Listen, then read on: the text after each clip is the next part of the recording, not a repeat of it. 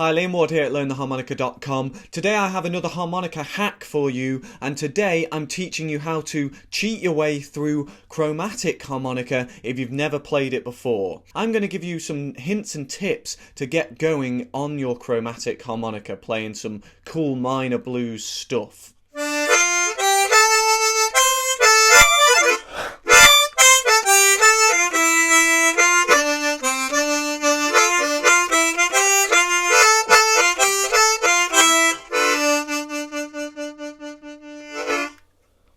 If you enjoyed this lesson today, please click like, share with your friends, and also subscribe because I put out a free harmonica lesson every single week. Now, this lesson is aimed at diatonic players who play blues harmonica usually on a diatonic and perhaps have a chromatic sitting around. A lot of us have one just lying around somewhere, but we're a bit scared to play it. Now take a look at the diagram on the screen, because the first thing you need to know is the note layout of a chromatic harmonica. Now this is a 12-hole chromatic harmonica. You may also see 16-hole and other lengths, sometimes 10 holes and all sorts, but the 12-hole is quite a standard version. Often the 16-hole just has an extra octave at the bottom end. But if we're talking about a 12-hole harmonica, you can think of holes 4 to 7 on a diatonic repeated 3 times. So the way you've got on a C diatonic harmonica, you've got C, D, E, F, G, A, B, C. It's just like that, and then again, and then again. So what you'll notice is you get a repeated note. That C note is repeated at holes 4 and 5, and then at 7 and 8, because of the layout in 3 octaves. You can apply some of your knowledge from diatonic playing to chromatic playing, but you will need to be aware of that slight difference and that repeated note, which is different from the diatonic, in order to know how to change your playing and adapt it so it works on chromatic. Okay, so the first thing to be aware of is that note layout. Get used to that. But just like on the diatonic, we can kind of cheat our way through chromatic playing if we play a certain style of chromatic. Now, most chromatic players, if they're blues harmonica players, they will do some third position minor blues playing. Last week, I gave you a lesson on how to cheat your way through third position playing on a diatonic. Okay, now if you're not familiar with doing that, check out my video on cheating third position playing on a diatonic. The gist of that lesson was to be aware of a couple of avoid notes. So those avoid notes on a diatonic were 3 draw and 7 draw. Now they're going to be slightly different on a chromatic because of the note layout, but the theory is the same. So our avoid notes on the chromatic harmonica are just up 1 from the diatonic. They're 4 draw and 8 draw. Now if you want to play a minor blues on a chromatic harmonica, if you avoid those notes and play any of the other notes, you'll get a good imitation of that minor blues sound. Now, that isn't to say that's all there is to chromatic playing, because first off, even blues chromatic playing, you can do a lot more, but this is if you want a quick fix to jump into chromatic playing. This is a great way to get into it. And then, of course, the other thing is that chromatic playing can encompass all sorts of genres. So this is really for those who just want to do a bit of a blues chromatic minor blues style playing. So I advise that you get yourself a minor blues backing track in the key of D minor and use your C chromatic to play along with that. If you've got a chromatic harmonica in a different key, then you will need the corresponding backing track for that key. To go into a bit more detail, to play in third position, which we're essentially doing here, it's a tone up from the key of the harmonica to the key of the track. So C harmonica, C sharp, D. So that's a tone. So if it's a B flat harmonica, B, C, you need a C minor backing track. Anyway, just an aside. But your first job would be to avoid those 4 draw and 8 draw. So I've put a practice exercise which you can use, and that essentially gives you 3 different octaves of using those notes but avoiding the avoid notes. So you'll notice there isn't a 4 draw and there isn't an 8 draw.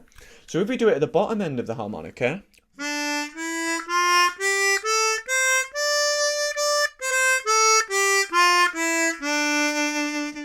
then we get a nice minor blues sounding thing. If we go from 5 draw, it's the same.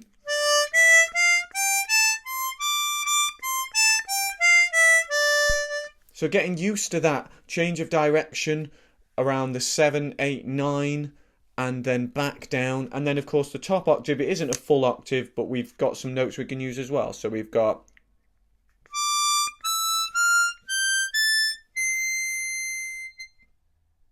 And we don't have that top note. We've got a 12 draw, which is a lower note.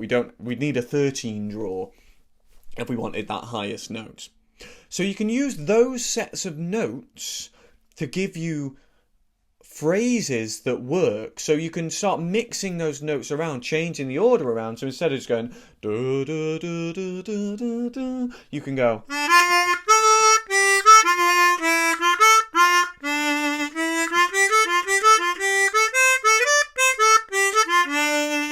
You can start to move those notes around to get nice sounding phrases. Now if I put, for example, the 4 draw in, you'll see how it clashes.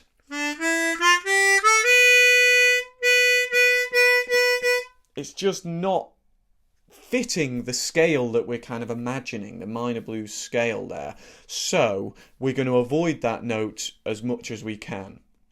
Now, one of the sounds that you'll probably be familiar with from listening to blues chromatic, which you might or might not have identified, is the octave sound. I did it at the start of the video, and it's a very distinctive sound, and it's used a lot with blues chromatic.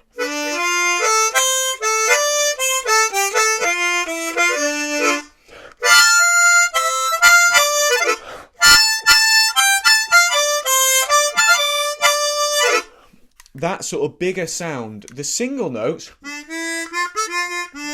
are great, and it's a lovely clean sound, but to fatten it up, and especially if you're amplifying your sound, it can really help to give it a big sound by playing octaves. Now, you might have played octaves on a diatonic harmonica. If you haven't, check out my lessons on playing octaves, but what we're doing is playing 2 notes either side of the tongue, so your mouth goes wide and your tongue goes down the middle, and you play 2 notes that are an octave apart. For example, C and then the C above that. Or in this case, 1 draw and 5 draw would be the D and the D above it. Now, with the diatonic harmonica, some of the octaves are not quite as wide as the chromatic, so they're a bit easier, but it's inconsistent. So the blow notes are all 4 holes apart, the octaves, but then the draw notes, when you get to higher draw notes, you need to be 5 notes apart. That's on the diatonic. On the chromatic, unfortunately, they're further apart. You've got to really get your mouth wide, and if your mouth isn't very big, you're going to have to do some practice with this. But the advantage with the chromatic is it's consistent.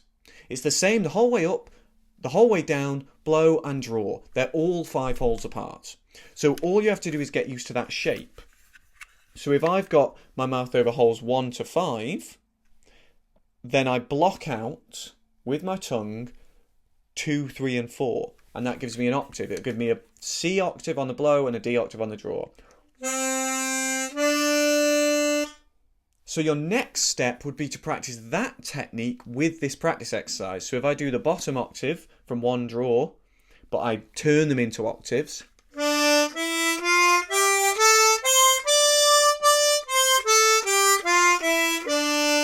suddenly that's sounding really nice and full, I think. You can do the next one in octaves. If you get to the top one, obviously 9 draw, there isn't a hole 4 holes above that. So you can't do the octaves above that.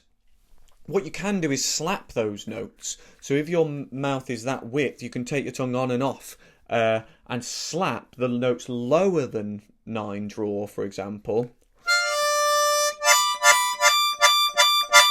Or you can play the 9 with the lower octave, so the 5 draw and the 9 draw together. And that will just really bring out your playing.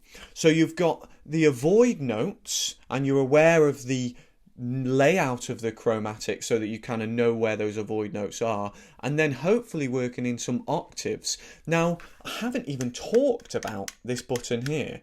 You can use it And of course, it's a really useful thing to get. It gives you a semitone up from every note. So it gives you every missing note that on the diatonic you have to bend to get, or overblow to get, overdraw to get. It's really useful. But just for kind of cheating your way through with this harmonica hack, you don't even need that button. You can do a lot.